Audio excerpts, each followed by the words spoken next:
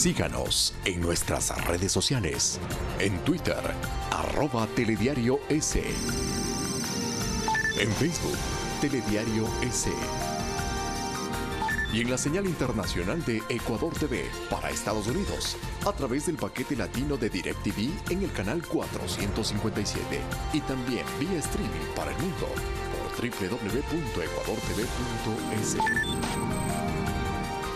3 de enero de 2019, muy buenos días amigos y amigas de todo el país. Es un gusto acompañarles para hacer una revisión de los hechos más destacados a nivel nacional e internacional. Vamos a ver nuestros titulares.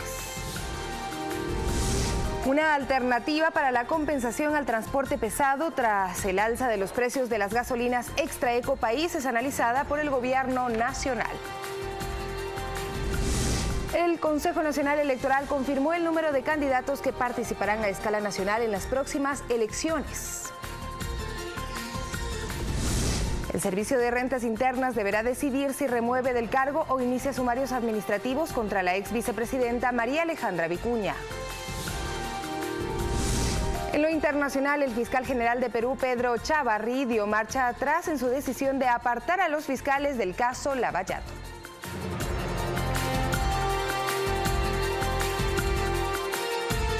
Iniciamos con la información. El Gobierno Nacional planteará una alternativa para la compensación al transporte pesado tras el incremento de los precios de las gasolinas Extra Eco País y del diésel desde el próximo 15 de enero. Las autoridades gubernamentales se reunieron con los representantes del gremio.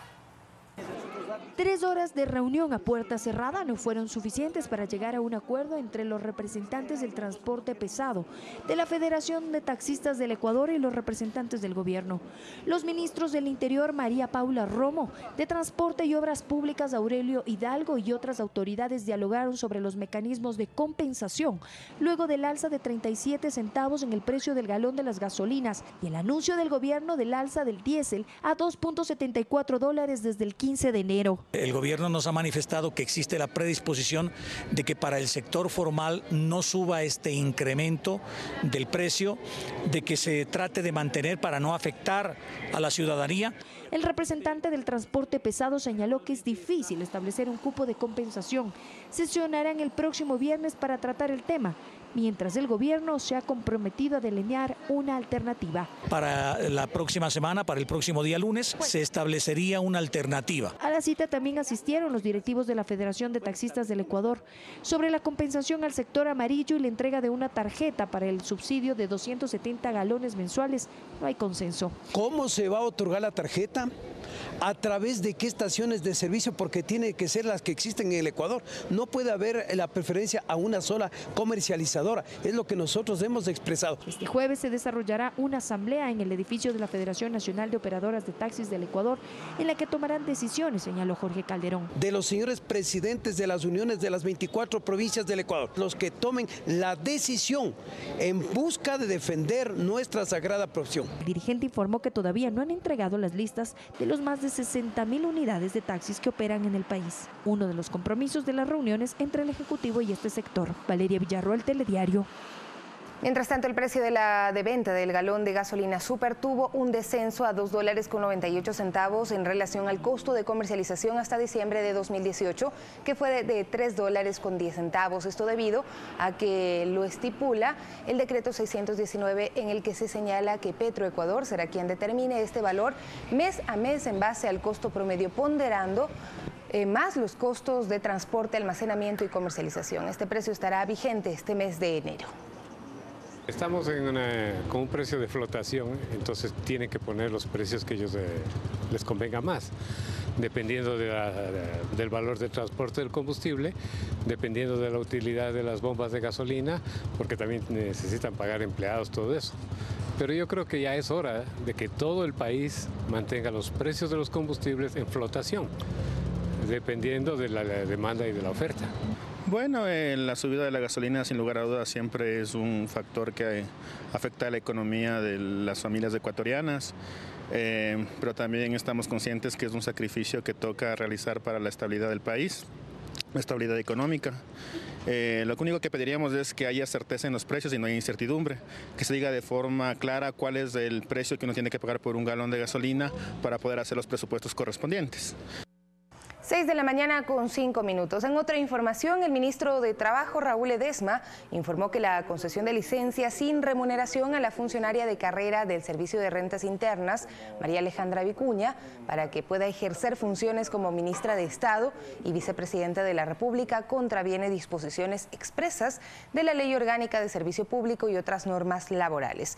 Dejó en manos del organismo tributario la remoción o inicio de sumarios administrativos contra la ex segunda mandataria. Ha sido oficialmente y debidamente contestada. Queda el actuar del Servicio de Rentas Internas con respecto a lo que tendría que ocurrir con respecto a los sumarios administrativos o acciones de remoción de la señora María Alejandra Vicuña.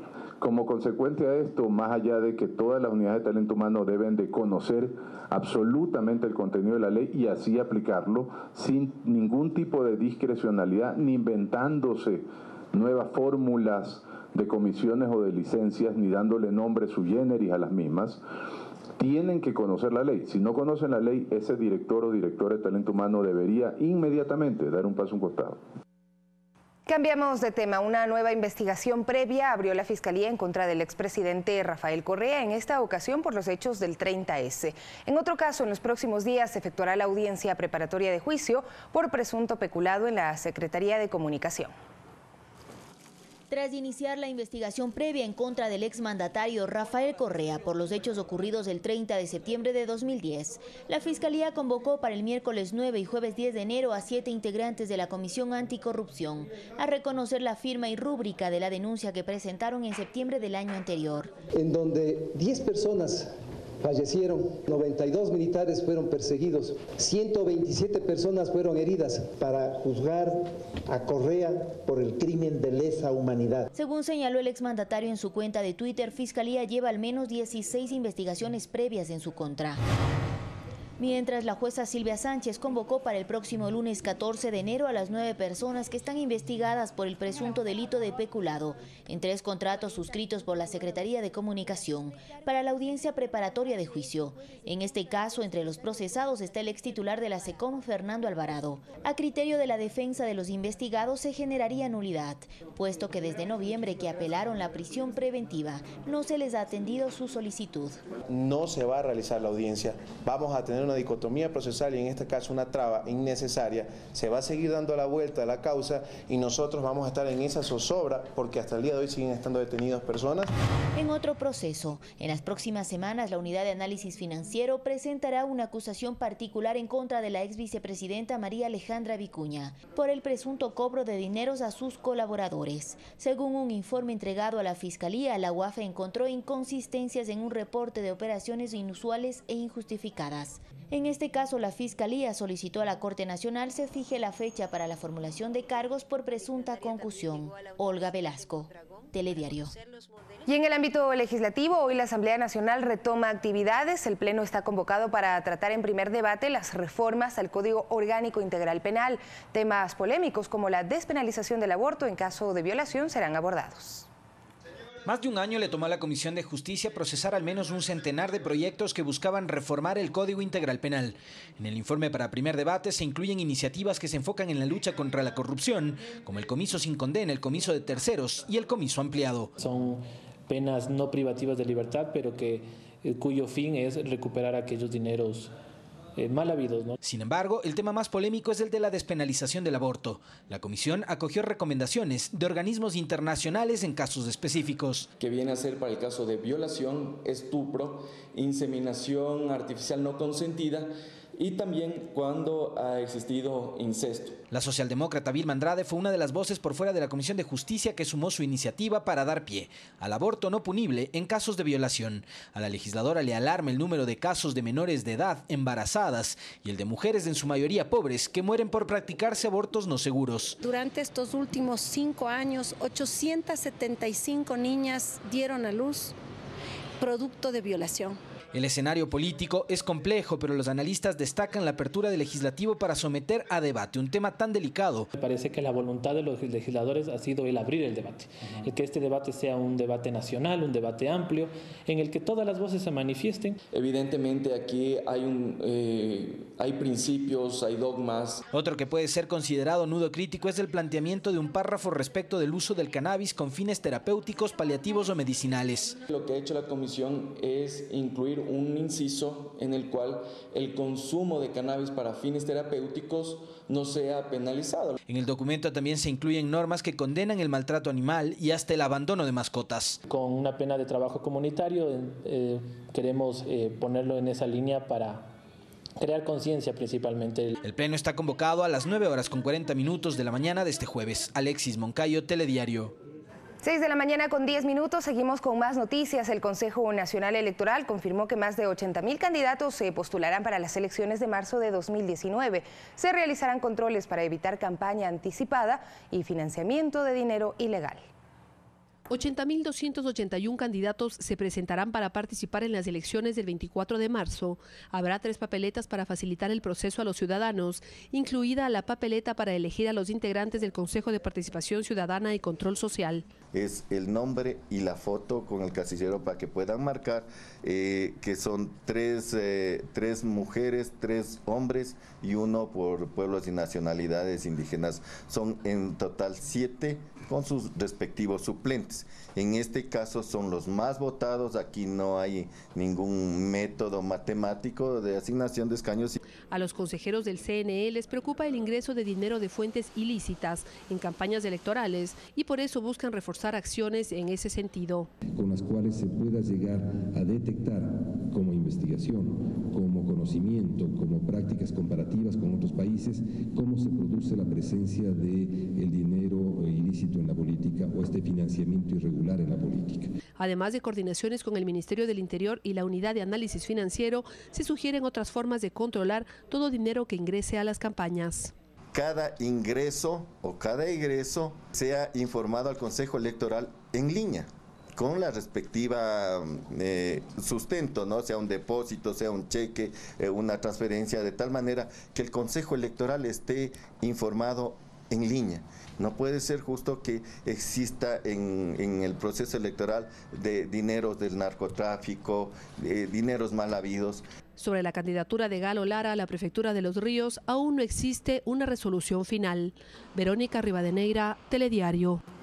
Además, este viernes 4 de enero, de forma manual y con la presencia de un notario, el Consejo Nacional Electoral realizará el sorteo para la ubicación en la papeleta de los 43 candidatos al Consejo de Participación Ciudadana y Control Social, que será elegido el 24 de marzo de 2019. Luego, el organismo electoral remitirá la información para la impresión de las 3 papeletas, una para las 11 mujeres aspirantes, otra para los 28 hombres y la última para los 4 representantes de pueblos y nacionalidades indígenas. De acuerdo a la ley, el Consejo de Participación estará conformado por 3 hombres, el mismo número de mujeres y un representante de los pueblos indígenas. Estos candidatos no van a poder hacer publicidad, propaganda de ningún tipo. Será responsabilidad del Consejo Nacional Electoral a través de los medios de difusión. Prohibido hacer campaña por las organizaciones que los postularon o por parte de los propios candidatos. En caso de que un candidato infringe esta normativa, la ley determina que es causal de destitución de la candidatura, descalificación de la candidatura y no podrá ocupar su curul en el caso de que sea ganador en las próximas elecciones.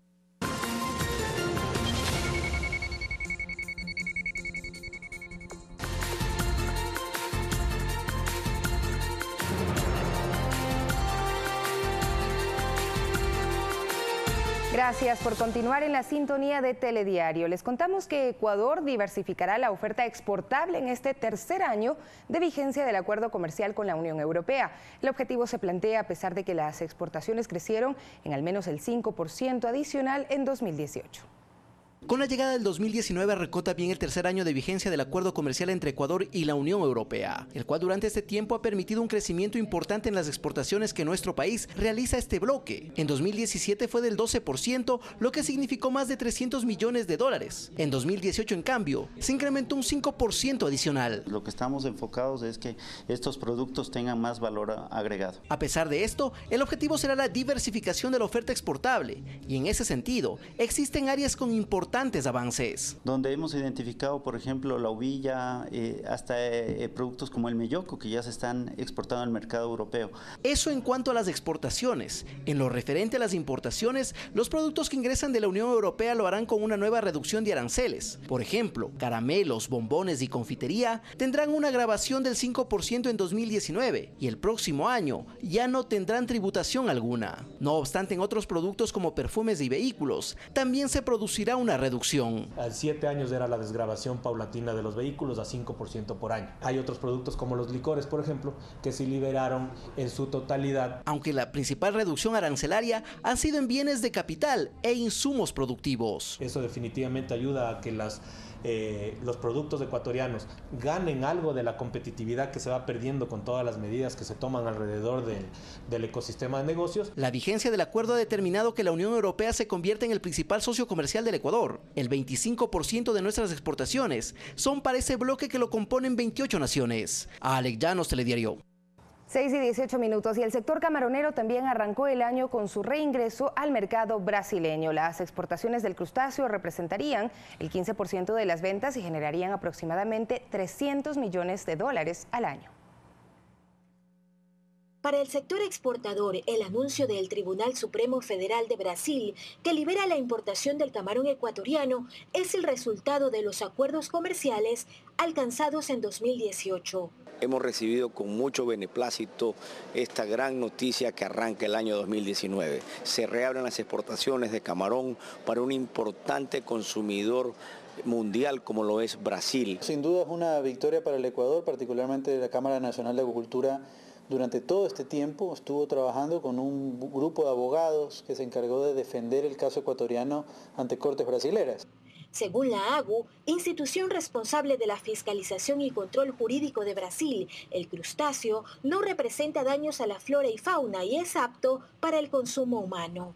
El organismo también destaca los acuerdos bilaterales entre ambos países en la Organización Mundial de Comercio, OMC. No estamos exentos a que se haga uso de otro tipo de herramientas para bloquear el ingreso del camarón ecuatoriano, por lo que con el Ministerio de Comercio Exterior lo que se ha decidido es no dejar de lado el caso ante la OMC. Ecuador en este momento ya está jugando en esa cancha, es decir, importantísimo los mensajes de confianza que el sector público, el sector privado ecuatoriano está enviando hacia el exterior. Eso está generando que los países nos tomen con atención debida para poder continuar estas conversaciones favorables para el país. Con este anuncio en sus cuentas de Twitter, el ministro de Comercio Exterior e Inversiones, Pablo Campana, felicitó la medida que logra que Brasil dé paso a la importación de nuestro camarón, luego de casi 2 décadas de suspensión. Más o menos 300 millones de dólares que van a crear nuevas plazas de trabajo y van a reactivar de manera importante la industria camaronera del Ecuador. Mariuxi Buenaño, Telediario. Y con el aumento de los $8 en el salario básico unificado, se determina un incremento automático en sanciones de tránsito, pensiones alimenticias y aportes al Instituto de Seguridad Social. Conozcamos cuáles son los valores que se modifican. $394 del salario básico en el Ecuador durante el año 2019, un valor que además determina los costos de multas de tránsito y pagos a realizarse durante este periodo de tiempo. El incremento es automático y por lo tanto ya está en vigencia. Por ejemplo, si usted conduce con exceso de velocidad y supera los rangos moderados, la sanción es del 30% del salario básico, y por lo cual ya no pagará $115.80 de multa como fue en el 2018, sino $118.20. Otras infracciones muy comunes en materia de tránsito son por vehículo mal estacionado o por utilizar el teléfono celular mientras conduce. Cada una tiene una multa del 10% del salario básico, es decir, si usted es sancionado por cualquiera de estas causas, deberá cancelar $39.40. Las pensiones alimenticias franquicias también se calculan en base al salario básico. Es por ello que si usted pagaba por un hijo de hasta 4 años $108.54, el valor en 2019 se eleva a $110.79. Pero si la pensión es por un hijo de 5 años en adelante, la misma pasa de $113.83 a $116.19. Tome en cuenta este nuevo valor referencial previo a la realización de cualquier pago. Alex Llanos, Telediario. Y ahora les contamos que inició el cobro del impuesto predial. Hasta el 15 de enero rige el descuento del 10% y se puede cancelar a través de varias opciones que le detallamos en este reportaje. Como es habitual, durante los primeros días de cada año, los ciudadanos concurrieron a pagar el predial y así acceder al 10% de descuento. Y está vigente hasta el 15 de enero. De ahí, después de eso, se baja el descuento al 9% y va surgiendo así hasta el mes de julio. Ya a fines de julio ya se hacen recargas. Muchas personas, principalmente adultos mayores, prefieren realizar el pago de forma personal en las 10 administraciones zonales del municipio distribuidas en la capital. Porque la plata en mano, todo rapidito, antes que yo me gaste, mejor pago breve. Los primeros días sí pago. ¿Por qué? ¿Para aprovecharlo el 10% de descuento? Sí. Sí. ¿Cuántos predios es de usted? 2. Sin embargo, están habilitadas varias vías para realizar la cancelación. Por una parte, 2.000 ventanillas del sistema financiero, es decir, bancos, mutualistas, cooperativas, agencias de servipagos y mutualistas. Y también tenemos habilitadas 30 ventanillas en todos los balcones de servicios para servicios preferenciales. También hay la posibilidad de pagar en línea accediendo a www.pan.quito.go.es. Servicios en línea, ingresa el número del predio y tras revisar el monto a pagar puede seleccionar una tarjeta de crédito y diferir si lo desea el pago. También hay varios bancos que brindan la posibilidad de realizar una transferencia directa. Aunque el municipio anunció que este año este tributo no subirá, no se escapan ciertas irregularidades que generan el malestar ciudadano. El anterior pagué del impuesto predial la suma de $55 aproximadamente. Y ahora este año, no sé por qué, supuestamente por obras que dicen haber hecho, me están cobrando más de $400. Para consultar el valor a pagar del impuesto predial se puede llamar al 1-800-45-67-89, revisar en la página web del municipio o enviar un mensaje de texto gratuito con la palabra predio y el número al 6367. César García, Telediario. Y ahora revisemos cómo empezó el cobro de impuestos prediales en Guayaquil y Durán, los cantones más poblados de la provincia de Guayas. Desde las 7 de la mañana comenzó la atención al público en el municipio de Guayaquil. El 10% de descuento por pronto pago que se contempla en la ley durante la primera quincena de enero motivó la afluencia de ciudadanos. Y ese descuento se mantiene, pero va disminuyendo progresivamente la segunda quincena de enero y así sucesivamente hasta el mes de junio. Que se apura a cancelar para que hagan el descuento. Que vengan y aprovechen el descuento que tiene el municipio en estos días. La atención será de lunes a viernes de 7 a 18 horas, hasta la segunda quincena de enero, sábados y domingos de 8 a 13 horas.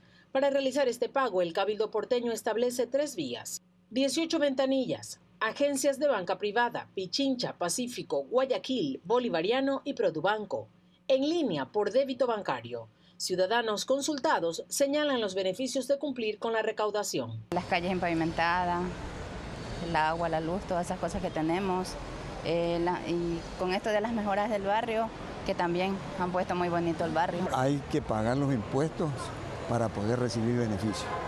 De esa manera, pues todos estamos, porque el municipio necesita dinero para poder hacer todas esas cosas. Sin embargo, aunque en Durán el panorama de la jornada y organización era similar, existe descontento. Los contribuyentes dicen que este pago no se ve reflejado en obras. Y yo pago agua sin recibir agua. Son 24 años que tengo viviendo acá y la fecha, lo que es el agua, da mucho que decir. Agua sucia cada 3 días. Es importante destacar que los valores a pagar no han aumentado en ningún cantón. A partir de julio de 2019 se recargará el 10%. Guadalupe Ayoví, Telediario. 6:26 de la mañana, seguimos revisando otras noticias, pues según el Ministerio de Turismo, los feriados de Navidad y fin de año de 2018 dejaron ingresos para la economía nacional por el orden de los $62.5 millones. Organismos de seguridad resaltaron las cifras que dejaron los días de festejo. En lo turístico, la evaluación ha sido positiva, tanto por lo económico Los dos feriados generaron una dinamización económica de 62.5 millones de dólares. Como por la movilización de turistas, tanto en Navidad y fin de año. Que en la Navidad las visitas turísticas fueron de 2.31 millones y 11.41 millones de excursiones. La diferencia que tenemos entre las visitas turísticas es cuando la gente pernocta en el lugar, por lo menos una noche, y de las excursiones es cuando promovemos esas visitas en pueblos cercanos que podemos ir en el mismo día. En lo que respecta a seguridad, las cifras son alentadoras, según organismos especializados. La Agencia Nacional de Tránsito destaca, entre otras cosas, que no hubo muertos en accidentes en el sistema de transporte público de pasajeros. En Navidad y Año Nuevo hemos tenido una reducción de 95% en excesos de velocidad en el transporte público de pasajeros. El Servicio Integrado de Seguridad ECO 911 reportó que en Navidad el organismo registró más de 63,000 alertas de emergencia y en fin de año 70,000. Otro dato, las emergencias por uso de pirotecnia disminuyeron en un 19% en comparación al 2017. Aquí es importante resaltar el trabajo también de Policía Nacional y de Fuerzas Armadas, que en operativos de incautación han permitido retirar algunas camaretas de la venta ilegal, la comercialización. Para la Policía Nacional, la toma de conciencia de la ciudadanía sobre los riesgos al cometer excesos o de no tomar las medidas de seguridad cotidianas generó que los niveles de hechos de violencia disminuyan si se toma en cuenta los índices de años anteriores. Nada de lo que hagamos es suficiente y no va a ser suficiente mientras exista una víctima. Nosotros vamos a estar realizando todas las actividades que necesitemos para reducir. Las campañas de prevención no bajarán de ritmo en lo que respecta a los feriados programados para este 2019. Javier Ceballos, Telediario. Y después de visitar varias regiones del país, los turistas extranjeros emprenden su viaje hacia las Islas Galápagos, un destino que apunta a ser el favorito este 2019. Llegaron de diferentes partes del mundo para conocer por primera vez el mejor destino verde de Sudamérica, las encantadoras Islas Galápagos. Eric Bowen es un belga y su primer sombrero tiene marca ecuatoriana. Es el primer sombrero que he tenido en mi vida. Lo compré en una tienda especial de Homero Ortega y me convenció de comprar mi primer sombrero. Estoy muy feliz ahora. Visitar el país, es un país maravilloso y ahora vamos a Galápagos para ver la otra parte. Grupos de familiares y amigos eligieron Ecuador para iniciar sus aventuras este 2019. Es maravilloso. Llegué de los Estados Unidos con amigos, familiares. Hemos estado en Quito, Guayaquil, Baños y ahora Galápagos por primera vez. Primera vez. Estuvimos Quito, Riobamba, Salinas y aquí Guayaquil y ahora vamos a Galápagos.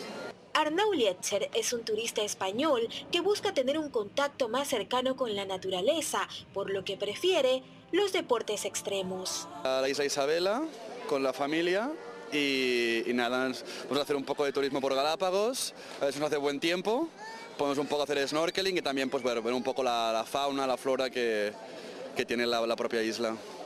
Durante los feriados de Navidad y fin de año, se realizaron en Ecuador 4.9 millones de visitas turísticas a escala nacional y 3.6 millones de excursiones en los días pico, según datos preliminares arrojados por la herramienta GeoVid, implementada por el Ministerio de Turismo. Mariuxi Buenaño, Telediario. 6 de la mañana con 30 minutos, mientras la provincia de Azuay registra una baja en las cifras delincuenciales según voceros de la Policía Nacional. Esto se atribuye a los operativos interinstitucionales que se desarrollaron durante los feriados de Navidad y fin de año. Es el general de policía Fernando Correa quien lo asegura. Los operativos de prevención del delito desplegados en la provincia de Azuay dan como resultado. Las estadísticas nuestras nos muestran eso, ¿no? Hemos bajado en todos los índices. Que los encargos a domicilio crecieron en un 120% comparado con el 2017 y que entre otras acciones permitieron una baja en las cifras delincuenciales. En el 2017 me refiero, 41 eventos suscitados. En este año 2018 contamos solamente con 9, lo que nos dio como resultado una variación absoluta de menos 32. Lo negativo, las muertes en las carreteras. 8 fallecidos en total debido a accidentes de tránsito, ninguno de estos en la transportación pública. Básicamente está en lo que tiene que ver con el transporte particular. El elemento detonante del consumo del alcohol. Los libadores en la vía pública fueron un problema, según el gobernador encargado. Concientizar a la gente, ya más allá de eso, de la prevención. El retiro de libadores en el periodo de Navidad llegamos a 2.000, en el periodo de fin de año se llegó casi a 4.000. Durante los feriados de Navidad y fin de año en el ECU 911 se registraron 229 emergencias. 5 personas resultaron con quemaduras por la pirotecnia. César Tacuri Vintimilla, Telediario. Y Freddie Mercury, Los Increíbles y He-Man también son algunos de los personajes que los artesanos escogieron para crear sus monigotes gigantes. Los artesanos invitan a recorrer la ruta hasta el 12 de enero.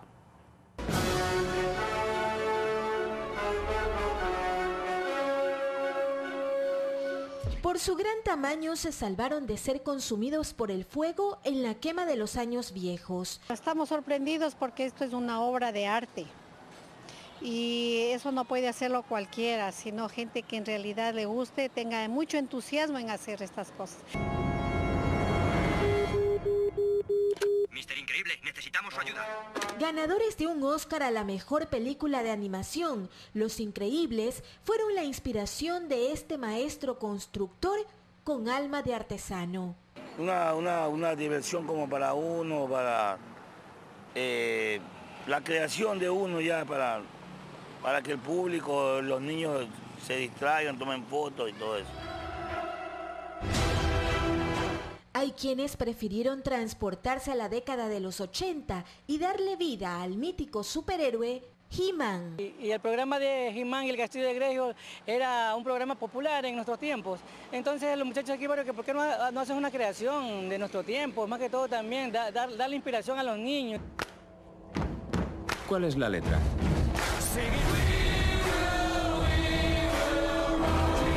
Este joven de 24 años, el vocalista de la banda de rock Queen, lo conquistó con su película Bohemian Rhapsody. Ahora lo que estamos haciendo es desbaratarlo.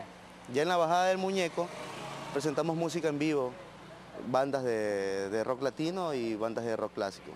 Una galería que usted podrá disfrutar hasta el 12 de enero. Mariuxi Buenaño, Telediario.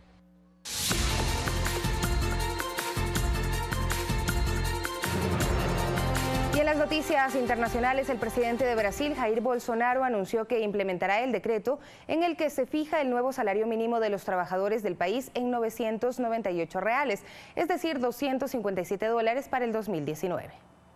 En el primer día de actividades como presidente de Brasil, Jair Bolsonaro se reunió en el Palacio de Planalto con el secretario de Estado de Estados Unidos, Mike Pompeo, encuentro en el que llegaron a acuerdos en común, como el enfrentamiento a países como Venezuela, Nicaragua y Cuba, y el cierre a las relaciones comerciales entre China y Brasil. Tenemos la oportunidad de trabajar uno junto al otro contra regímenes autoritarios a lo largo del mundo. Hoy se celebra un nuevo comienzo en Brasil y también este día marca los 60 años de represión y políticas fallidas en Cuba. Hoy también tuvimos la oportunidad de hablar sobre las amenazas que vienen desde Venezuela. Previo a ello, Bolsonaro encabezó la posesión de los nuevos ministros de Estado, entre ellos los 4 que serán sus principales colaboradores y que trabajarán dentro de la presidencia. Y Sergio Moro, un ex juez símbolo del combate a la corrupción y quien asumió como ministro de Justicia y Seguridad Pública. No podemos dejar. El ultraderechista abrió una nueva era en Brasil, tras ser posesionado este martes 1 de enero para un periodo de 4 años. En esta ceremonia, su esposa Michelle dio su primer discurso en lengua de señas, un hecho inusual en las tomas de mando del país. Fernanda de la Bastida, Telediario.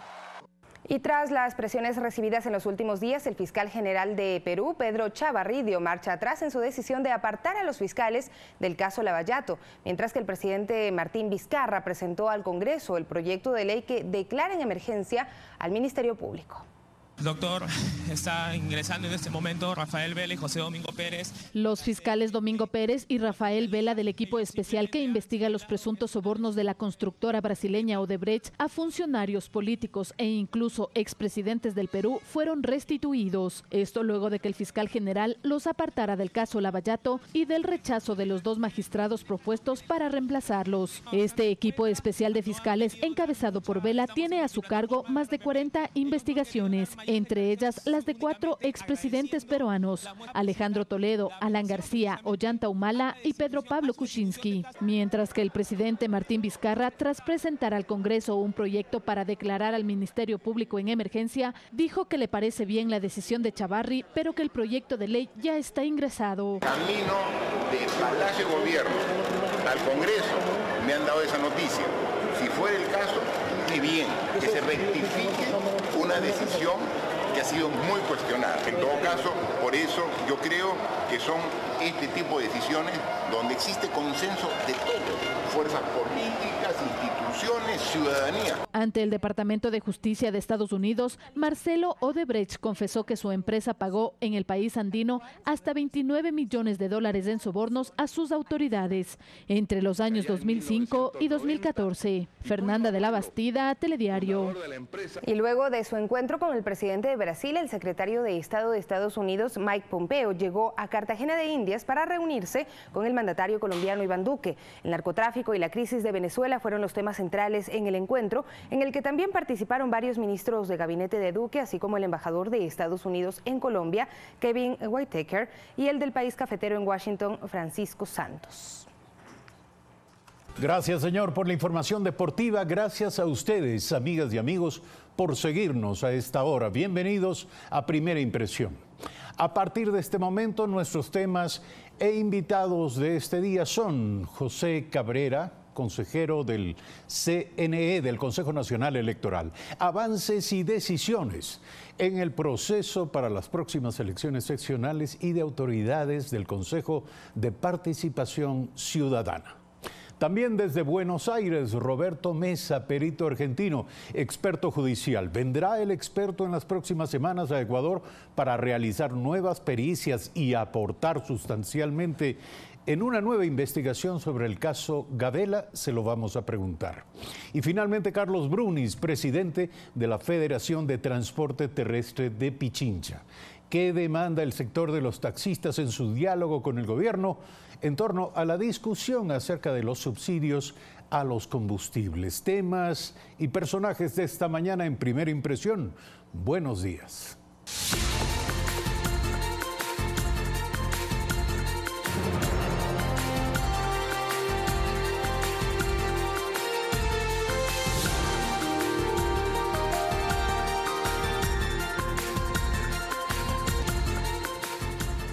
6 de la mañana, 57 minutos. Gracias, como siempre, por el privilegio de su sintonía. Como siempre, a esta hora les invitamos a leer Diario El Telégrafo. En su primera plana, Diario El Telégrafo nos dice: la licencia que el SRI, el Servicio de Rentas Internas, dio a Vicuña fue ilegal. El ministro Raúl Ledesma solicitó sanciones para la autoridad de la entidad que otorgó el permiso a la ex vicepresidenta. Además, 4.195 automóviles fueron robados en 11 meses en el país. La policía recomienda denunciar el hecho de manera inmediata en cuanto se produzca. Y finalmente, clientes de la banca pública podrán renegociar sus deudas. Esto beneficiará a la clase media, según declaraciones del ministro de Economía y Finanzas, Richard Martínez. Estas y otras informaciones las encuentra usted también este día en la edición de Diario El Telégrafo. 6 de la mañana, 58 minutos. El Consejo Nacional Electoral lleva adelante sin mayores contratiempos el cronograma para las próximas elecciones seccionales. Este viernes se definirá cuál será el orden de las listas de aspirantes al Consejo de Participación Ciudadana y este lunes se prevé que arranque la capacitación a los miembros de las juntas. Para este viernes se prevé que el Consejo Nacional Electoral realice el sorteo para la conformación de las listas de candidatos al nuevo Consejo de Participación Ciudadana y Control Social. Esto permitirá saber el orden en el que irán los 43 aspirantes. Su propaganda estará a cargo del CNE. No lo pueden hacer ellos mismos, de acuerdo con el reglamento aprobado. El sorteo forma parte de las actividades programadas por el organismo previo a las elecciones del próximo 24 de marzo. En los comicios deberán elegirse 23 prefectos, 221 alcaldes, 864 concejales urbanos, 443 concejales rurales, 4.094 vocales de juntas parroquiales rurales, 7 consejeros principales y 7 consejeros suplentes del Consejo de Participación Ciudadana. El organismo realizó el pasado viernes el sorteo para los ciudadanos que conformarán cada una de las juntas receptoras del voto. 278.000 personas aproximadamente cumplirán con esa obligación. Se prevé que el próximo lunes 7 se inicie su capacitación. Según el CNE, existen 80.281 candidatos inscritos para las próximas elecciones. Néstor Aguilera, Telediario. Este es nuestro primer tema de la mañana, 6 de la mañana, 59 minutos. Se encuentra aquí, en Primera Impresión, José Cabrera, consejero, miembro del Consejo Nacional Electoral. Buenos días, gracias por su presencia. El Consejo Nacional Electoral definirá mañana las 3 primeras papeletas que se emplearán en los comicios del próximo 24 de marzo. ¿Cuál será el procedimiento para definir el orden, la disposición de los candidatos dentro de la papeleta? Buen día. Buenos días a la ciudadanía, buenos días Eduardo, gracias por la invitación. Sí, efectivamente mañana a las 11 de la mañana está convocado la reunión para realizar el proceso del sorteo del orden en que irán los candidatos en las 3 papeletas. Esto de acuerdo a la ley, al reglamento que se ha definido. Se ha invitado a todos los postulantes, a los 43 candidatos, digamos ya, para que estén presentes en el mencionado sorteo. Como ustedes saben, no existe numeración ni organizaciones políticas ni sociales, sino los nombres de los candidatos. Por esa razón se estipula en la ley que se haga un sorteo para establecer el orden en que van las 3 listas, que son mujeres, hombres y los pueblos indígenas y personas del exterior. Estamos hablando entonces de 3 papeletas diferenciadas: hombres, mujeres, candidatos de nacionalidades indígenas. Así es. Y de ecuatorianos residentes en el exterior. Sí. ¿Por qué es importante la disposición dentro de la papeleta?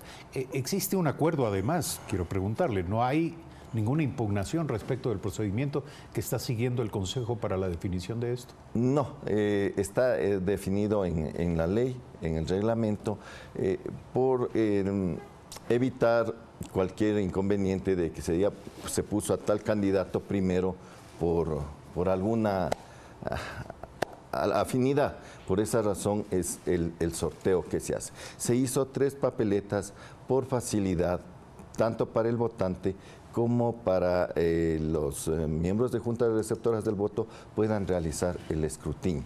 Por esa razón se hizo 3 papeletas. Como sabemos, los ecuatorianos tenemos que escoger 3 mujeres, 3 hombres y 1 de nacionalidades indígenas. Suponemos también que esto tiene que ver con la facilidad para que los electores de alguna manera también organicen un poco su pensamiento y hagan un proceso de selección más concienzudo, más consciente finalmente. Pero si me permite, hay serios cuestionamientos respecto de la restricción que en este momento pesa sobre los candidatos y que les impide darse a conocer a la ciudadanía a través de sus propios medios. No estoy hablando necesariamente de publicidad ni de inversión publicitaria, sino simplemente de actos, de eventos de contacto entre los candidatos y la ciudadanía. ¿Por qué? Bueno, en la ley está ya establecido de que los candidatos no pueden hacer propaganda. La única manera de la difusión de los planes de trabajo es a través del Consejo Electoral.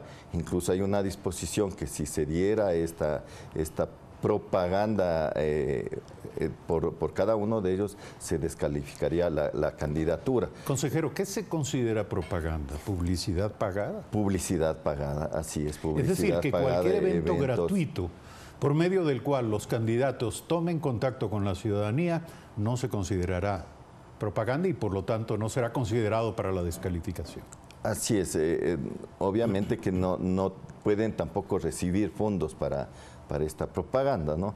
Entonces de ninguna forma, de ninguna ni en efectivo ni en forma de contribución. Es la única forma de hacer conocer a los candidatos es a través del Consejo Electoral. Por esa razón se estableció un fondo de $6 millones que se está trabajando en cuál va a ser la forma en que se va a realizar este proceso. Es un hecho inédito, es primera vez que en el país se va a elegir el Consejo de Participación Ciudadana de esta forma y por eso es los reglamentos que están sin un histórico, ¿no? Son nuevos reglamentos que estamos realizando.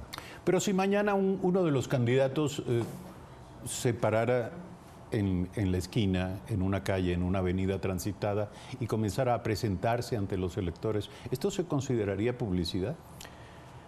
No publicidad, pero sí está haciendo un evento, ¿no? Un evento que de propaganda, a pesar de que no está dando obsequios y todo eso, incluso el poner una foto simple ya es una propaganda. Se lo consulto porque en contrapartida lo que hay es una enorme ignorancia de parte de toda la ciudadanía respecto de quiénes son los candidatos.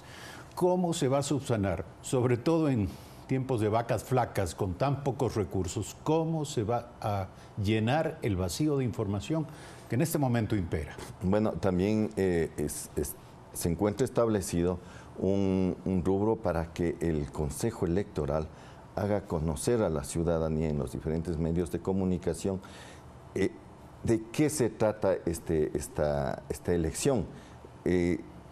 ¿Cuáles son las facultades que van a tener los ciudadanos dentro del Consejo de Participación Ciudadana? ¿Por qué es esta elección? Entonces sí se va a hacer una campaña de conocimiento de la ciudadanía. Obviamente en el tiempo que está establecido, recién la semana anterior el Tribunal Contencioso Electoral nos definió cuáles eran los ciudadanos que apelaron y que fueron aprobados, que fueron 3, porque en principio el Consejo Electoral calificó 40, pero presentaron sus objeciones hacia el Tribunal Contencioso Electoral.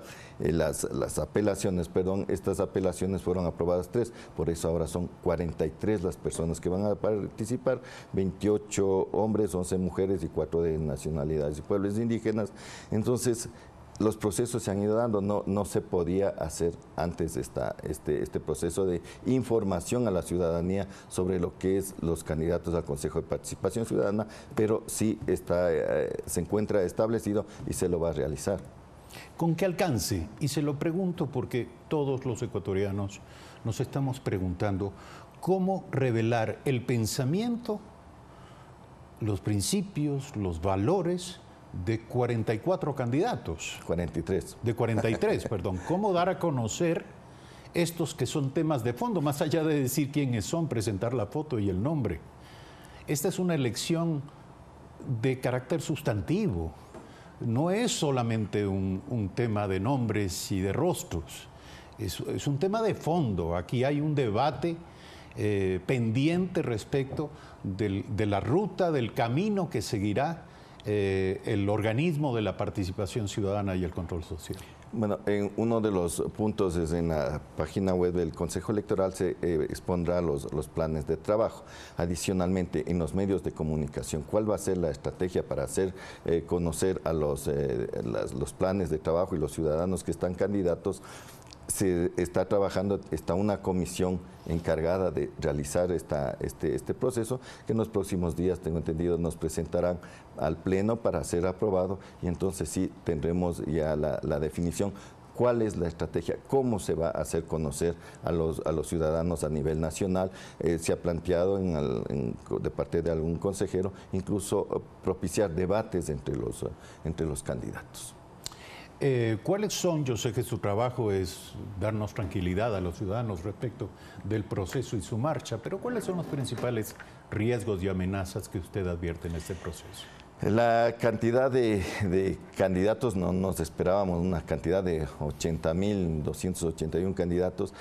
Obviamente para los ciudadanos el votar va a complicarse, pero el mayor riesgo y donde creo que debemos poner más énfasis es en capacitar a los miembros de juntas receptoras del voto. Es un proceso de por sí complejo, con varias papeletas. Por primera vez también va a haber el Consejo de Participación Ciudadana y Control Social.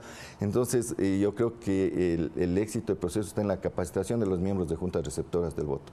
Va a ser un proceso largo de conteo. Cansado de conteo, luego de pasar todo el día de guardianes de la democracia, como yo los llamo, luego de pasar todo el día, en la noche comenzar un conteo largo, extenso, complicado. Es el riesgo. Entendemos que los miembros de las juntas van a ser primordialmente estudiantes. Sí, el orden de prelación primero fue los estudiantes universitarios. Es así que a nivel nacional el 75.71% son estudiantes universitarios. Luego vienen los empleados privados con título profesional, empleados públicos con título profesional y así hasta llegar a los ciudadanos del registro electoral. Sí, son jóvenes estudiantes universitarios en su mayor parte. En muchos casos será por primera vez que están en juntas receptoras del voto, otros ya tendrán experiencia, pero la juventud es con quien estamos esperanzados para trabajar en este proceso. ¿Cuándo se inicia el proceso de capacitación y hasta cuándo? El 7 de enero empieza el proceso de capacitación. Estos días se está entregando los nombramientos. El 7 de enero empieza el proceso de capacitación hasta el último día, hasta el 23. Está todo el tiempo de capacitación. Incluso en la página web se pondrá capacitación virtual.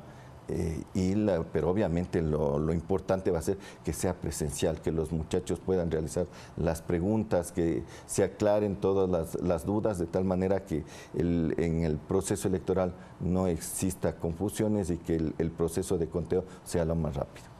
7 de la mañana, 11 minutos. Este será, y como usted lo dice, es un proceso inédito y será sin duda un proceso cargado de aspectos y de temas que serán materia del interés público y, por cierto, de nuevas comparecencias, llamados, entrevistas. Gracias por aceptar esta invitación. A usted, Eduardo, y como siempre, a las órdenes.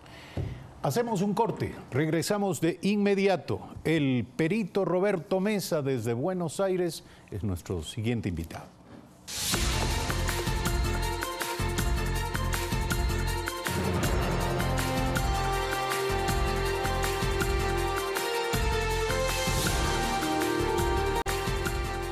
Son las 7 de la mañana con 14 minutos. Es incierta aún la posibilidad de que el perito argentino Roberto Mesa viaje a Ecuador para realizar nuevas pericias dentro del proceso de investigación del caso del asesinato del ex comandante de la FAE, Jorge Gabela. Se espera una confirmación por parte de la Fiscalía.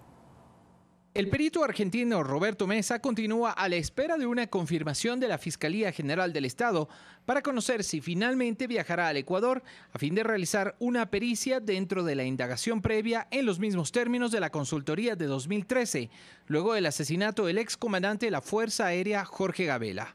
Mesa, en diálogo con Telediario desde Buenos Aires, confirmó que sí existió una propuesta de la propia fiscal subrogante Ruth Palacios para que se desplace al Ecuador, pero que desde noviembre pasado no ha vuelto a tener contacto o confirmación. Según el experto judicial, él aceptó, pero hasta el momento todo quedó en palabras.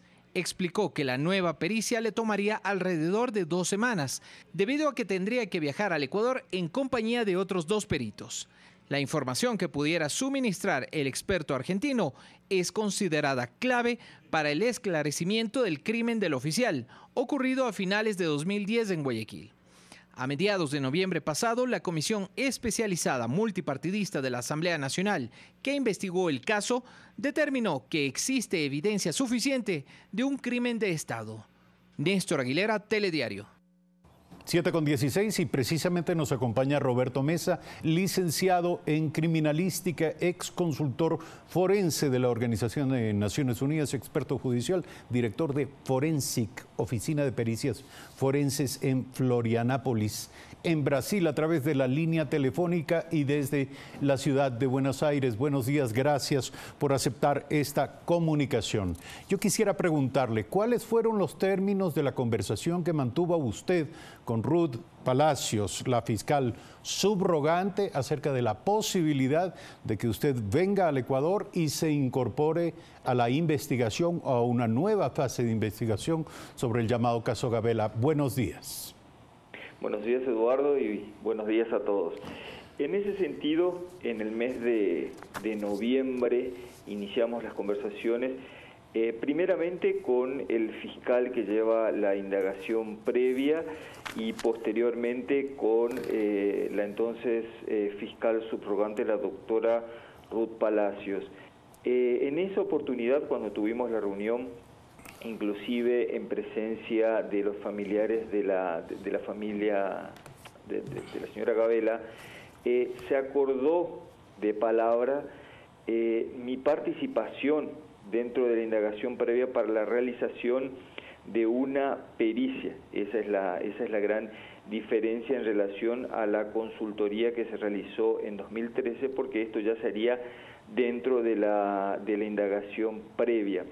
Como te dije, esto se acordó de palabras. Posteriormente se iba a proceder, obviamente, con los términos contractuales y con todo lo que tiene que ver con la logística que conlleva un trabajo de estos, pero eso quedó, digamos, en palabras, porque hasta el día de hoy no hemos tenido, por lo menos, un avance, o por lo menos la firma del contrato o algún otro tipo de avance formal que conlleve a establecer directamente cuáles serían las fechas en las cuales estaríamos en Ecuador. Inicialmente se habló del día... Permítame, Roberto, un instante. Yo lo que le pregunto es, ¿en qué términos? Usted me dice que para realizar una pericia respecto... ¿De qué aspecto de la investigación?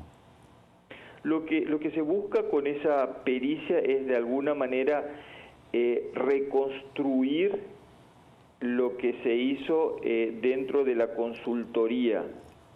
Si existen algunos puntos de pericia o alguna información específica que el fiscal, que es quien va a dirigir esta pericia, necesite, obviamente vamos a tener que responder dentro de esa pericia, pero básicamente se va a trabajar con los mismos elementos, por lo menos es lo que la Fiscalía garantiza que tiene en su poder, los mismos elementos con los cuales nosotros trabajamos en el 2013 para poder realizar esta pericia, que tiene obviamente un peso diferente al que pueda tener un informe extrajudicial como fue el informe que hicimos en el 2013. Sin embargo, se trata, permítame entender, ¿se trata de reconstruir el llamado tercer informe?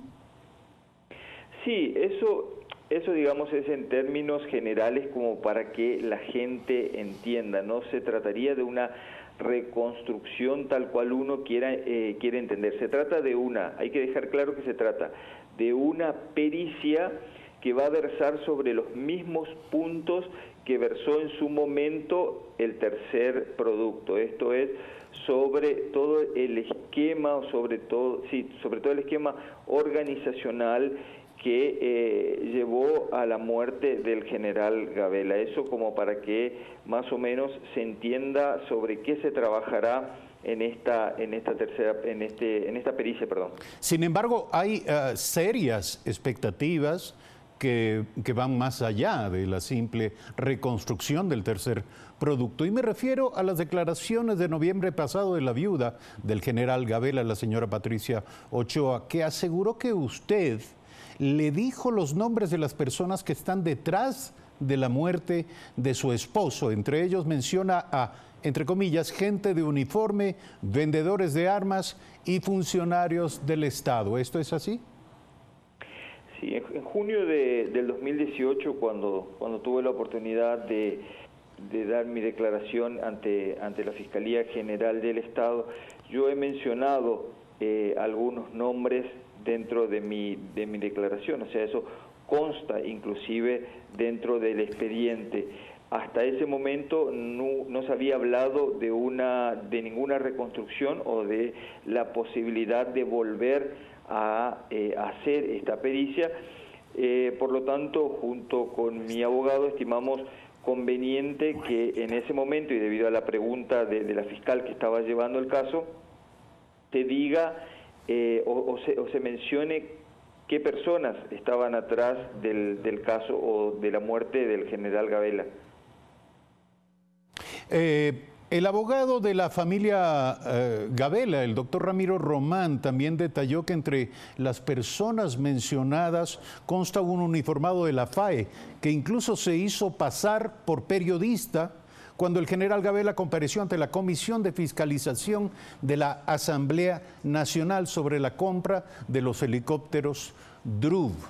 Estas personas habían sido mencionadas en el tercer producto, en el llamado tercer producto, y hoy por hoy la Fiscalía de la Nación dispone de la información de los nombres y de la identidad de estas personas. De algunos nombres la Fiscalía ya dispone, porque en su momento se preguntó. En una declaración, Eduardo, dar nombres sueltos sin explicar cuál fue su participación. Recordemos que el caso Gabela es un caso complejo, es un caso que envuelve muchos nombres y muchos hechos, pruebas, por los cuales dar nombres sueltos, digamos, tampoco no llevaría a que la fiscal o el fiscal, en su caso, pueda avanzar mucho en relación a eso.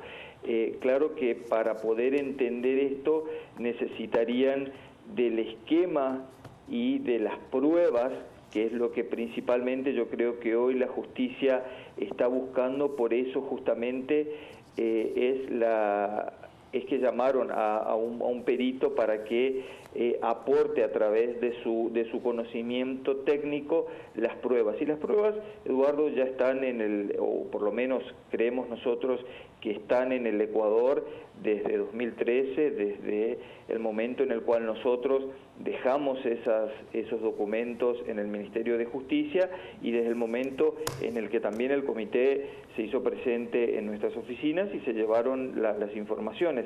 Digo esto, Eduardo, porque es algo que de alguna manera me preocupa, debido a que no solo en el caso Gabela se perdieron documentos, sino también en el caso del subteniente César Coronel también hubieron documentos y pruebas que se perdieron a lo largo de la investigación, cosa que a mí como investigador o como perito me preocupa de sobremanera, porque es justamente sobre estas pruebas y sobre estos documentos sobre los cuales va a versar o se va a fundamentar la pericia que hagamos en ese sentido. Gracias, Roberto Mesa, perito argentino, experto judicial. Gracias por concedernos este diálogo desde la ciudad de Buenos Aires. Queda el llamado, queda la alerta sentada respecto de la pérdida de documentos vinculados a estos delicadísimos y expectantes procesos de investigación. Y por cierto, quedamos a la espera de una reacción por parte de la Fiscalía Nacional acerca de la venida al país de Roberto Mesa y otros expertos que contribuyan, que aporten en la nueva investigación sobre el caso Gabela. 7 de la mañana, 25 minutos. El gobierno y la dirigencia de la transportación buscan ponerse de acuerdo en los mecanismos de compensación tras la reducción de los subsidios en el precio de los combustibles. Este miércoles se efectuó una reunión entre ambas partes. El sector de la transportación sigue a la espera de que el gobierno plasme en documentos sus propuestas. Así lo ratificó este miércoles el presidente de la Federación de Transporte Terrestre de Pichincha, Carlos Brunies. En diálogo telefónico con Pública FM, también el dirigente aseveró que aún no existe información clara sobre cómo se realizará la compensación de combustible para los taxistas. Tras la cita realizada entre representantes de este sector y el gobierno, esta duda se mantiene. ¿Cómo se va a otorgar la tarjeta?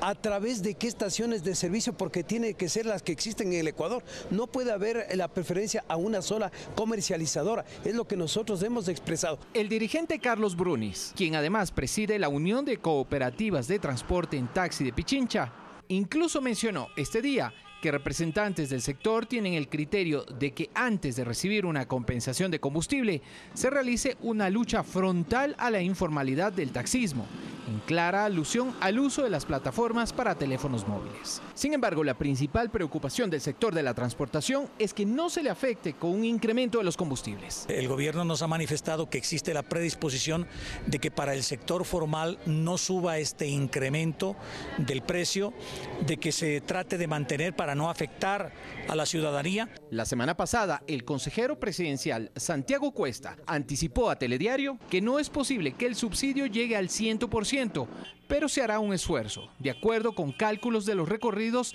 que hacen las unidades diariamente. Dijo además que el subsidio alcanzará 270 galones mensuales para cada unidad, en ciudades como Quito, Guayaquil y Cuenca, pero que en ciudades más pequeñas ese valor será menor. Néstor Aguilera, Telediario. 7 de la mañana, 27 minutos sobre este tema y a esta hora Carlos Brunies, presidente de la Federación de Transporte Terrestre de Pichincha, ha aceptado este diálogo aquí en Primera Impresión. Gracias por venir. En este momento, ¿cuál es la posición de los taxistas sobre la propuesta del gobierno de la compensación a la suspensión del subsidio al precio de los combustibles? Buenos días. Eduardo, muy buenos días. La posición nuestra desde el comienzo fue de que, primero, cuando hubo el primer anuncio de que habría la posibilidad de otorgarse $50 como compensación a quienes somos parte de operadoras legalmente constituidas y contamos con un título habilitante, esa propuesta quedó prácticamente en nada porque habíamos dicho que no era procedente. Luego nosotros habíamos sugerido que a través de las bombas de combustibles se otorgue la compensación. Tampoco es procedente por cuanto la ley no prevé de que en una sola bomba de combustible existan precios diferenciados. El 26 de diciembre que estuvimos en Guayaquil... Y porque no es posible que esto se extienda a todas las estaciones de servicio. Exactamente, Eduardo. Y el 26 de diciembre que estuvimos en Guayaquil en una reunión con el doctor Santiago Cuesta, se nos dio a conocer que se otorgará una tarjeta que la emitirá el Banco del Pacífico, en cuya tarjeta habrá un cupo de combustible. Y se manifestaba efectivamente de que en ciudades como Guayaquil, Quito, Cuenca y otras inclusive se otorgaría 270 galones mensuales. Esto equivale a 9 galones diarios. Y en ciudades pequeñas había el compromiso de que las federaciones nacionales, en este caso, lleven la información. Estaba prevista la reunión para el día lunes 7 de enero, pero se adelantó para el día de ayer, efectivamente, en la cual se trató sobre el tema de la metodología, el procedimiento, se hicieron algunas fórmulas, porque aquí hay que ser claros, no es que se compensa en este caso al taxismo o a cualquier modalidad porque se quiere compensar, esto es para no afectar afectar al pueblo. Nosotros hemos sido consecuentes con el pueblo. Cuando se hablaba antes de incremento de combustibles, lo primero que se trataba era de incrementos de tarifas. Sin embargo, hay taxistas que ya en este momento están cobrando más, fuera de tarifa. Incluso han dejado de utilizar el taxímetro, ¿sabía usted? Y eso, lo que usted me dice, Eduardo, es grave y gravísimo. Nosotros hemos dicho a través del tiempo de que es importante que se realicen controles constantes y permanentes. Ayer que mantuvimos la reunión estuvo la doctora María Paula Romo, ministra del Interior, a quien le manifesté específicamente de que el gobierno nacional firmó, el señor presidente firmó un documento del Pacto por la Seguridad Ciudadana en este caso, y nosotros le decíamos que hablar de informalidad, de ilegalidad y plataformas que utilizan vehículos de cualquier color particular, no homologados, es decir, eso es sinónimo de inseguridad ciudadana. Por esa razón es que también hay muchos compañeros, Eduardo, que manifiestan y dicen que mejor hubiera sido de que se haga una lucha frontal contra la informalidad, contra la ilegalidad. Ojalá el señor presidente de la República haga un escuchamos sus declaraciones ayer en las que usted decía, entiendo que antes de este diálogo, en las que usted decía que los taxistas no quieren ningún tipo de compensación, que lo que quieren es un compromiso firme en contra de la informalidad. Pero esto no pasa por el gobierno central, pasa por los gobiernos seccionales, pasa por los municipios del país, como en el caso de Quito. ¿Cómo pretenden ustedes introducir esto dentro del plano de la discusión o el debate con el gobierno? Usted tiene razón, y también se trató ayer que lamentablemente desde el 2008, cuando la Constitución de la República del Ecuador establece de que a través de los gobiernos autónomos descentralizados, es decir, los municipios, está a cargo del control y es decir, de todo lo que se refiere a transporte terrestre, tránsito y seguridad vial. Efectivamente, ese es el pronunciamiento que nosotros habíamos pedido, que primero, a través del señor presidente de la República, se haga un pronunciamiento y se disponga a las entidades correspondientes que no es posible estas aplicaciones, porque el SRI es cuestión del gobierno. Es decir, no puede ser que una persona jurídica obtenga el RUC para un asunto y realice otra actividad. Eso no puede darse. Entonces, aquí es el gobierno el que debe intervenir,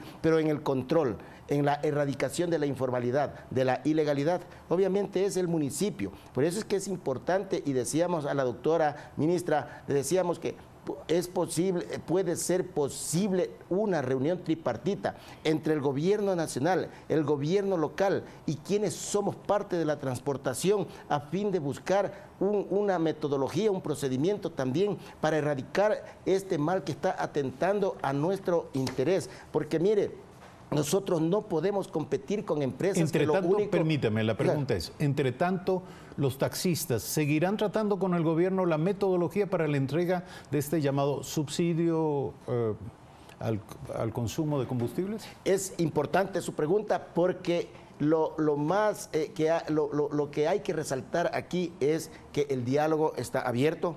Carlos Brunis ha manifestado que era necesario tener un documento para ponerlo en consideración de los compañeros, de las compañeras, porque por más dirigente, representante de un organismo de integración, no se puede unilateralmente tomar una decisión. Hay que escuchar a los compañeros, a las compañeras. Nosotros hoy tenemos una reunión en nuestro Consejo de Administración de la Unión de Taxistas de Pichincha. No, ese es el transporte urbano el que se va a reunir en Santo Domingo. Pero nosotros como Unión de Taxistas de Pichincha mantendremos con nuestro consejo una sesión para mañana poner en conocimiento todo el escenario. ¿Cuándo se retomará el diálogo con el gobierno?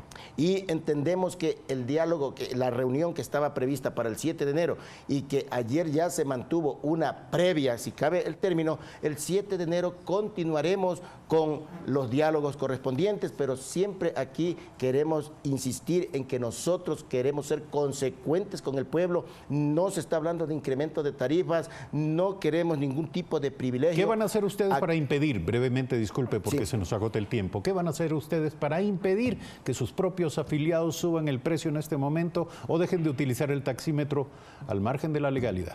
Solicitamos a la autoridad competente, a la Agencia Metropolitana de Tránsito, que realice los controles correspondientes, pero asimismo el compañero, para que se sienta bien, que se sienta conforme, se sienta cómodo, se sienta satisfecho y no se indigne, asimismo se combata la ilegalidad, la informalidad y aplicaciones que utilizan vehículos particulares para brindar un servicio para el cual no están autorizados. El 386 del Código Orgánico Integral Penal debe aplicárselo tal cual como está establecido. Gracias por estar esta mañana aquí. Carlos Brunis, presidente de la Federación de Transporte Terrestre de Pichincha.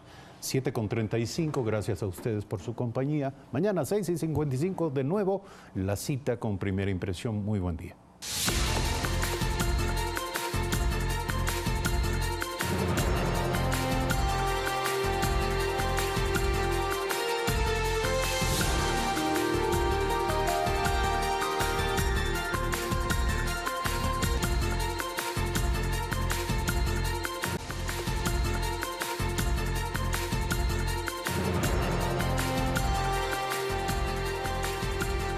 Acompañarles en Telediario. Ya estamos con ustedes nuevamente para presentar los hechos más destacados de Ecuador y el mundo. Hacemos un recorrido por distintos puntos del país. Preste atención a esta información. Le contamos que a octubre de 2018 se registró a más de 25.000 menores de edad en acogimiento institucional, según datos del Ministerio de Inclusión Económica y Social. Conozcamos en qué casos los niños, niñas y adolescentes no permanecen bajo el cuidado familiar.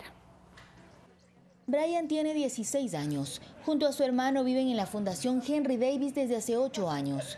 Cuenta que proviene de un hogar en el que enfrentó violencia. Escuchaba y veía cómo mi padrastro le pegaba a mi mamá y yo me ponía a llorar y eso me asustaba mucho. Kerly llegó a la fundación hace 9 años. Uno de sus padres tiene una adicción. Mi mamá no pasaba con nosotros, salía de la casa, nos decía que ya regresaba, llegaba muy tarde. Mi papá es alcohólico. Ellos son parte de los 2.520 menores de edad que permanecen en una casa de acogida según los datos del Ministerio de Inclusión Económica y Social. Miguel Moreira, quien dirige esta fundación ubicada en Conocoto, señala que el apoyo es integral para los menores de edad que llegan mediante una disposición de las autoridades judiciales o porque un familiar los dejó. Les brindamos aquí gratuitamente a los niños vivienda, ellos viven aquí en esta institución, les damos alimentación, educación, cuidados médicos, psicológicos. Y expresa su preocupación tras ser notificado por el juez Bolívar García, de la Unidad Judicial de la Familia, Mujer, Niñez y Adolescencia de la Mariscal, de recibir a 3 menores con discapacidad. Manifiesta que no cuenta ni con la infraestructura ni el personal adecuado.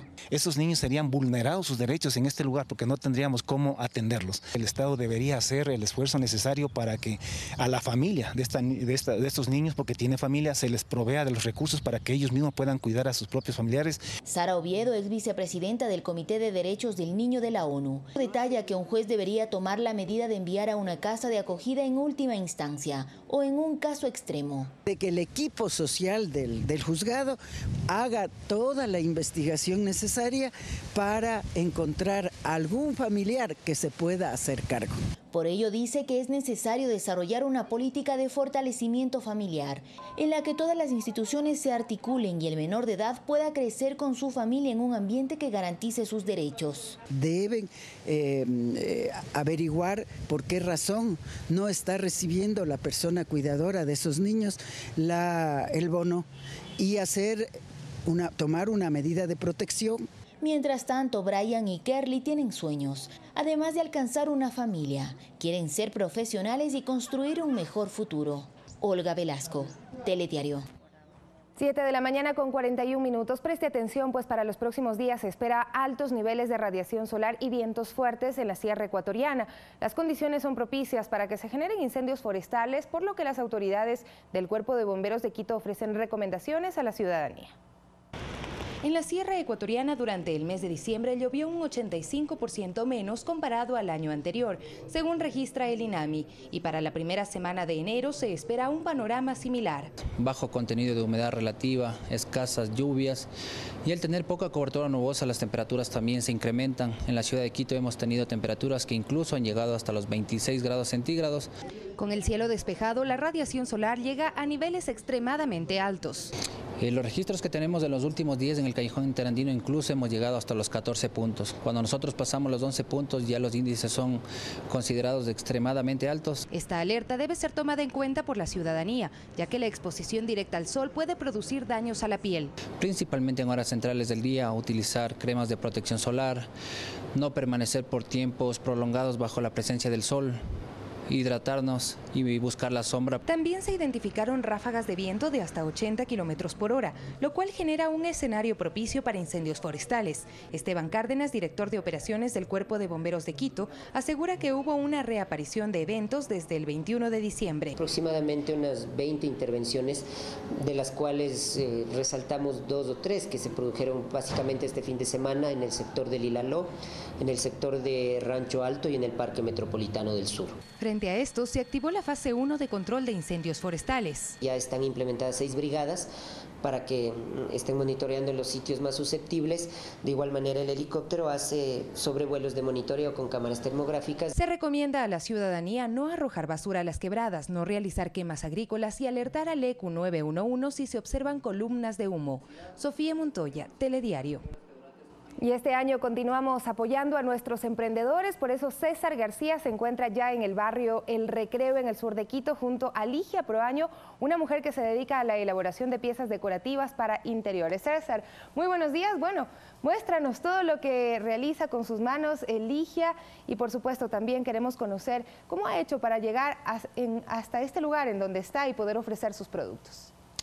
Gracias, Sofía. Muy buenos días, amigos de Telediario. En este 2019 continuamos apoyando estas ideas que fortalecen la economía nacional a través de la creatividad y el emprendimiento de nuestros ecuatorianos. En esta oportunidad, como tú lo mencionabas, junto a Ligia Proaño, una mujer que se destaca por su habilidad en las manos para realizar estas figuras de decoración de interiores y una cantidad de artículos personalizados para que ustedes puedan embellecer sus hogares. Voy a presentarla de inmediato. ¿Cómo está? Muy buenos días, Ligia. Gracias por recibirnos aquí en Mi Tallercito, así se llama este espacio tan acogedor. Cuéntenos desde qué año está haciendo este emprendimiento, cómo aprendió a hacer estas figuras.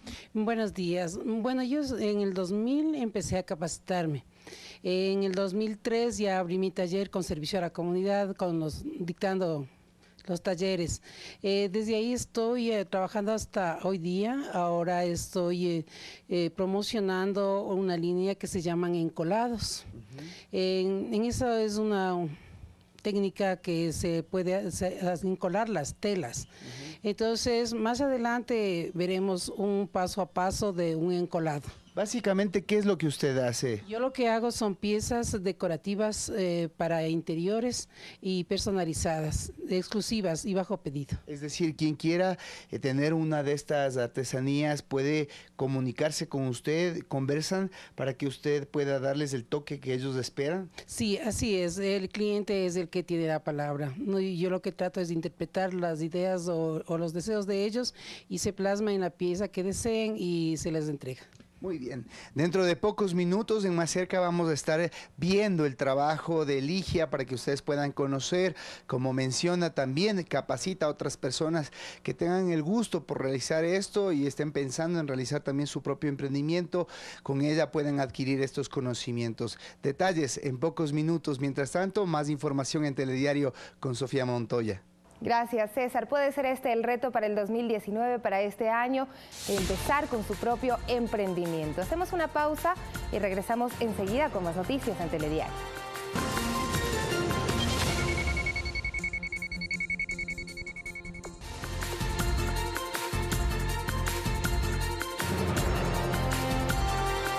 Noticias del mundo las revisamos a continuación. En Telediario, el secretario de Estado de Estados Unidos, Mike Pompeo, reiteró el compromiso de su país en la lucha contra la producción de coca y cocaína en Colombia y planteó una meta de un 50% de reducción para el 2023. Esta afirmación la hizo en la rueda de prensa posterior a su encuentro con el presidente Iván Duque en Cartagena de Indias. De su parte, el mandatario colombiano insistió en que todos los gobiernos democráticos de la región deben reconocer y rechazar lo que ocurre en Venezuela. Todos los países que defendemos la democracia, todos los países que compartimos el valor de la democracia, debemos unirnos para rechazar la dictadura de Venezuela y hacer todos los votos necesarios y hacer todos los esfuerzos necesarios para que se restablezca la democracia y el orden constitucional. También el respaldo de los Estados Unidos a nuestra política de fraternidad y a la idea nuestra de ampliar con otros países la atención temporal a los migrantes es algo que recibimos también con profundo agrado. Y se cumplieron ya 12 días del cierre parcial del gobierno de Estados Unidos. El presidente Donald Trump, en su primera reunión de gabinete del año, afirmó que mantendrá esta situación el tiempo que haga falta, hasta conseguir el financiamiento que exige el Congreso de más de $5 millones para la construcción del muro fronterizo. Este cierre parcial, provocado por la falta de un acuerdo en el Congreso por el nuevo presupuesto, afecta a centenares de miles de funcionarios que trabajan en departamentos estatales como transporte, justicia y parques nacionales. Les contamos que la cuenca de Aitken, en el lado oscuro de la Luna, fue el punto de aterrizaje de la sonda china Chang'e 4, que se convirtió así en el primer artefacto de este tipo en aterrizar en esta parte del satélite de la Tierra.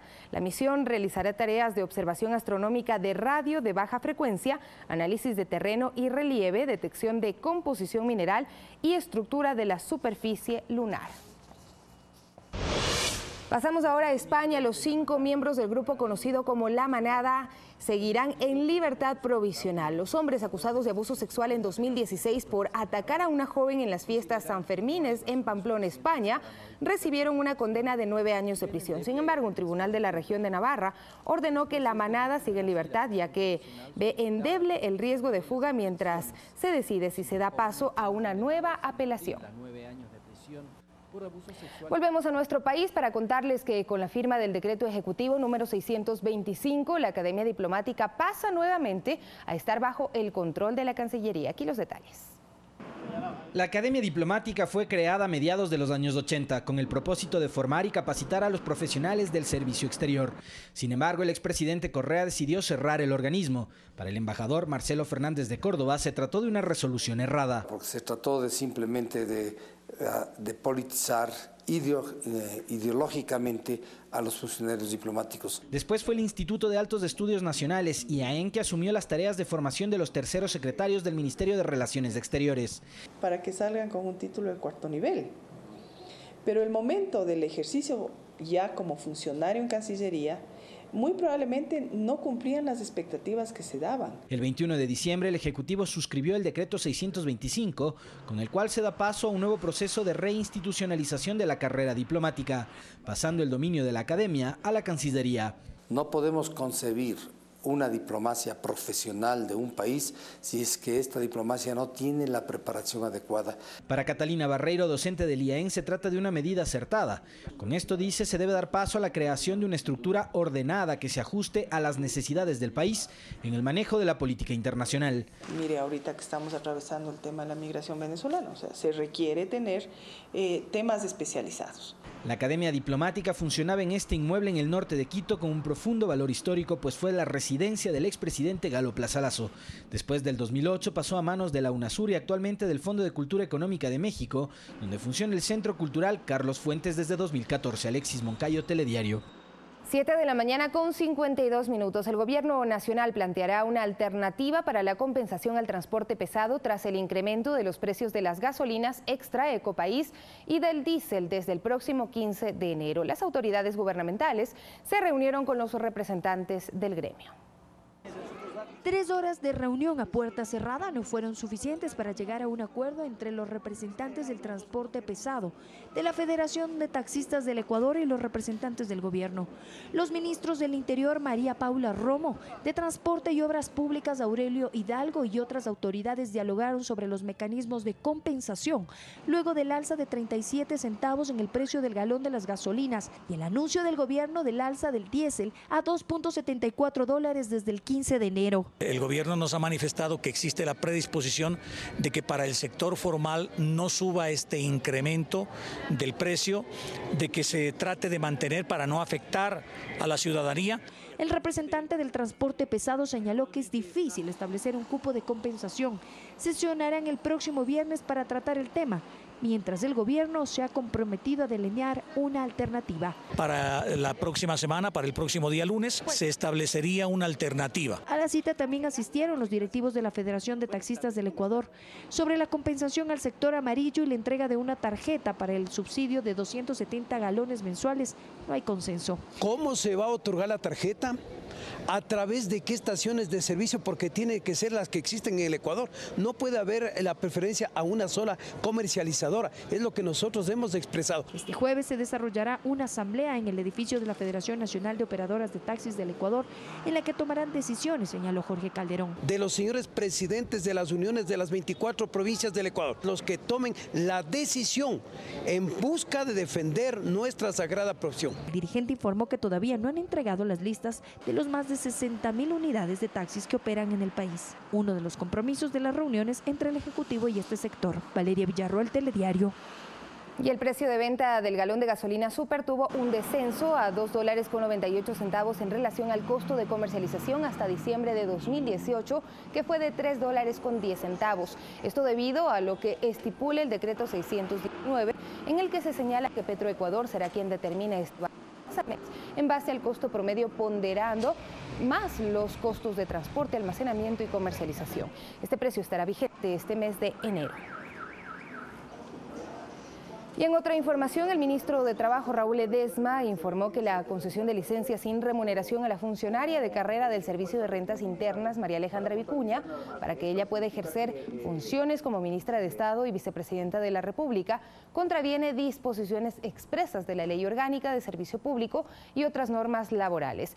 Dejó en manos del organismo tributario la remoción o inicio de sumarios administrativos contra la segunda mandataria.